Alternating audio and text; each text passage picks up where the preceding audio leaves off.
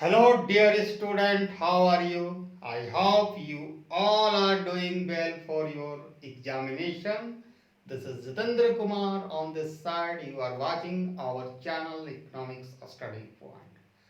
Today I am presenting a video on nominal rigidity and mean cost for course code MEC 002 Macroeconomics Analysis. ठीक है, इस video में हम nominal rigidity and menu cost के बारे में सीखेंगे। ठीक है, जो काफ़ी वीवीआई टॉपिक है टुमारो एग्जामिनेशन के लिए। तो सबसे पहले आपको इसको बढ़िया से अंडरस्टैंडिंग करना होगा, तो थोड़ा मार्केट स्ट्रक्चर आपको जानना पड़ेगा। एक परफेक्ट कंपटीशन होता है जिसमें क्या होता है कि large number of buyer and seller.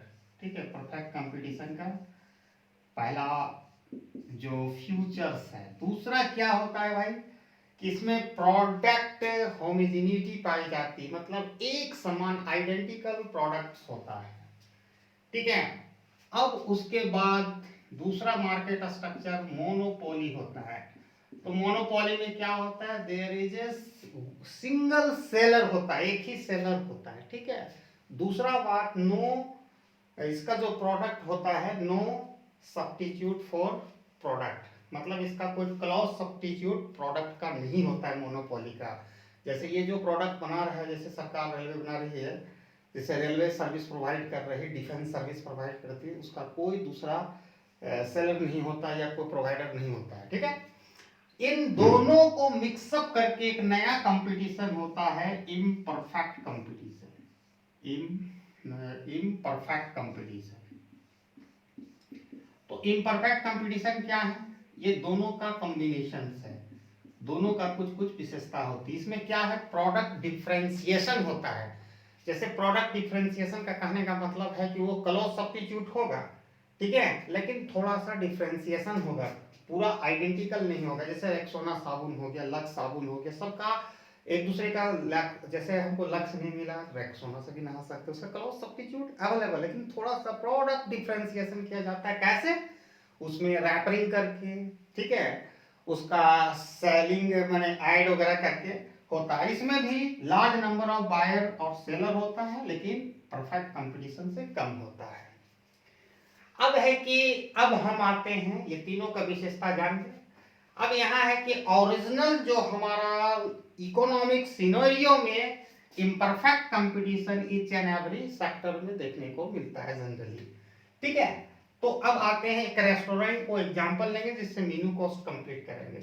कोई भी रैशनल रेस्टोरेंट, ठीक है, रेस्टोरेंट फ्रीक्वेंटली चेंज नहीं करता है प्राइस। जब भी उस जो रेस्टोरेंट में प्रोडक्ट जो बनता है, जो रेस्टोरेंट जिस इनपुट को यूज करता है, उसके प्राइस बढ़ने के बावजूद भी ऐसा क्यों, उसकी जानकारी मैं दे रहा हूं। ठीक है, तो सबसे पहले अगर गवर्नमेंट अगर एक्सप्रेशनरी फिस्कल पॉलिसी अपनाता है या अर्थव्यवस्था में सप्लाई बढ़ जाता है मनी का, जिससे लोगों के पास पैसा चला जाता है, इनकम होता है, तो ज़्यादा गुड्स एंड सर्विस का डिमांड करते हैं, जिसके कारण एग्रीगेट डिमांड बढ़ता है। As a result prices of goods and commodity का दाम भी बढ़ता है, जिसके कारण, जैसे एक सिंगल रेस्टोरेंट की कहानी मैं बताता हूँ। सिंगल रेस्टोरेंट, तो रेस्टोरेंट में जो प्रोडक्ट उपलब्ध, माने जो प्रोडक्ट उपलब्ध हो रहा है, ठीक है, यहाँ नहीं रखे, हाँ, जो जो यूज हम प्रोडक्ट कर रहे हैं रेस्टोरेंट में, ठीक है, जो हम प्रोडक्ट एक सिंगल रेस्टोरेंट की बता रहे हैं, जो प्रोडक्ट हम यूज कर रहे हैं रेस्टोरेंट में, उसकी भी कीमत बढ़ रही है due to increment in aggregate demand. तो ठीक है, तो उसका नतीजा क्या होता है कि इसका एक मेन्यू कॉस्ट होता है। आप रेस्टोरेंट विजिट करते हो तो वो मेन्यू कॉस्ट होता है, सब में प्रिंट लिखा रहता है, पनीर बटर मसाला, ये चिकन बटर बटर मसाला, सारा चीज है, चपाती का ये प्राइस है। तो इसके इनपुट जब बढ़ता है तो क्या होता है कि वो रेस्टोरेंट को भी तो बढ़ाना चाहिए कीमत, लेकिन रेस्टोरेंट ऐसा नहीं कर पाता है। उसका कारण है, एक चीज याद रखिएगा, मार्कअप प्राइस हम कहेंगे, मार्कअप प्राइस। ठीक है, जब मार्कअप प्राइस में क्या होता है, कॉस्ट प्लस प्रॉफिट होता है। ठीक है, कॉस्ट प्लस प्रॉफिट, वो ऐसा इसलिए नहीं कर सकता है क्योंकि जो रेस्टोरेंट, अगर आप सिंगल रेस्टोरेंट को देखोगे तो उसके पास सम एलिमेंट ऑफ मोनोपोली होता है, he can set his price, वो प्राइस को बढ़ा सकता है, लेकिन वो ऐसा नहीं करेगा। वो अपना सफर करना, मार्कअप प्राइस जो कॉस्ट प्लस प्रॉफिट में थोड़ा कमी सहना बर्दाश्त करता है, और वो वेट करता है उस वक्त का जब लार्जली इसमें परिवर्तन होगा या सारा रेस्टोरेंट एक साथ परिवर्तन करेंगे। तो सिंगल जब रेस्टोरेंट की बात करते हैं, इसमें कुछ मोनोपोली एलिमेंट होता है, ठीक है। वो कर सकता है प्राइस को चेंज, लेकिन वो नहीं करेगा क्योंकि उसके पास ये फियर होगा, डर होगा कि वो पॉसिबल जो उसके पुराने कस्टमर को खो देगा। क्योंकि मार्केट में जो अन्य रेस्टोरेंट है, मान के चलिए दिल्ली का एक रेस्टोरेंट का उदाहरण ले रहे हैं, तो वो इनपुट बढ़ रहा है, उसका जो कॉस्ट यूज हो रहा है, जब वेजिटेबल ग्रोसरी आइटम वगैरह का प्राइस बढ़ रहा है, लेकिन ये अपना प्राइस नहीं बढ़ाएगा। अगर ये प्राइस बढ़ाएगा तो दिल्ली के जो अन्य रेस्टोरेंट वो अगर प्राइस नहीं बढ़ाता है तो इसका प्रोडक्ट महंगा होगा, जिसके कारण ये अपना कस्टमर खो देगा, वो दूसरा जगह से लेने लगेगा।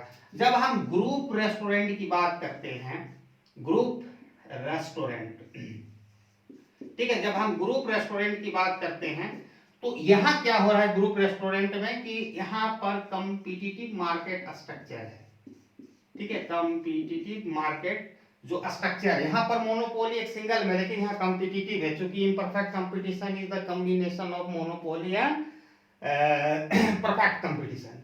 तो यहाँ पर है, तो यहाँ पर क्या है कि यहाँ ये अन्य रेस्टोरेंट अपना प्राइस चेंज नहीं करेगा। और जहां तक बात है मीनू कॉस्ट का, इसको प्रिंटिंग करने का खर्च नेग्लिजिबल है, लेकिन ये छोटे छोटे चेंज इनपुट प्राइस बढ़ने के कारण ये बार बार फ्रीक्वेंटली अपना मीनू कॉस्ट को नहीं बदलेगा, क्योंकि मीनू कॉस्ट छपाने में ज्यादा खर्च नहीं है। लेकिन क्या है कि वो बार बार नहीं बदलेगा, उन लोग वेट करेगा लार्ज चेंजेस के लिए। अगर सारा रेस्टोरेंट चेंज करेगा तब ये करेगा, ठीक है। तो इसका मैक्रो इकोनॉमिक्स इंप्लीकेशन हो जाता है। दूसरी बात, यही एक नॉर्मल रिजिडिटी है। रिजिडिटी मतलब इनफ्लेक्सिबिलिटी। अगर प्राइस इनपुट प्राइस बढ़ने के बावजूद भी अगर रेस्टोरेंट इनपुट प्राइस यानी ग्रोसरी और वेजिटेबल का प्राइस बढ़ने के बाद भी, और जो उसके स्टाफ है, कुक वगैरह का भी वेतन बढ़ने के बाद भी ये चेंज नहीं कर सकता है, ठीक है। इसी के कारण रिजिडिटी आ जाता है, नॉमिनल रिजिडिटी, यानी कहने का मतलब है इनफ्लेक्सिबिलिटी, एकदम जकड़ता आ जाती है, वो अपने स्थान से मूव नहीं करता है, स्टेबिलिटी आ जाती है। दूसरा कारण है कि छोटा छोटा अगर इनपुट प्राइस में लिटिल बिट इंक्रीज हो रहा है, रेस्टोरेंट प्रोडक्ट हो, इनपुट जो हो, तो छोटा छोटा प्राइस हो रहा है, तो वो क्या करता है अपने प्रॉफिट में थोड़ा सा कमी कर लेता है, मार्कअप प्राइस को पूरा करने का प्रयास करता है, profit smaller and cost of production करने का, और वो वेट करता है जब लार्ज चेंज हो, ठीक है, तब वो मीनू कॉस्ट को रिप्रिंट करेगा। ये दो कारण है। आप इसको और भी, इसका इम्प्लीकेशन या आप इसको और भी सेक्टर में अप्लाई कर सकते हो। जैसे एक सॉफ्ट इंडस्ट्रीज का लेते हैं, सॉफ्ट इंडस्ट्रीज में रेक्सोना आता है, लक्स आता है, बहुत सारे साबुन है, वाइल्ड स्टोन है।